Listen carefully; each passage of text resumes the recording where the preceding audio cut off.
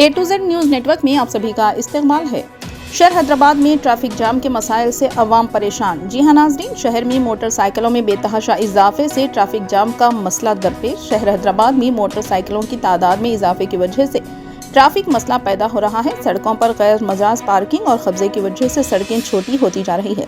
शहर में गाड़ियों की तादाद मुसलसिल बढ़ रही है। हैदराबाद के तकरीबन सभी सड़कों पर कार, बाइक, ऑटो व दीगर गाड़ियों की वजह से सड़कें भर रही है।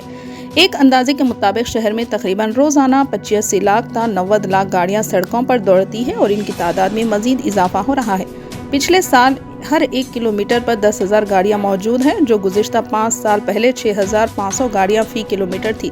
शहर की मसरूफ तरीन सड़कों पर रोजाना ट्रैफिक जाम का मसला पैदा हो रहा है। बेगमपेट फ्लाईओवर, पैराडाइज फ्लाईओवर और हाईटेक सिटी फ्लाईओवर और दीगर अहम फ्लाईओवर्स पर सभी का यही हाल एक जैसा ही हो गया है।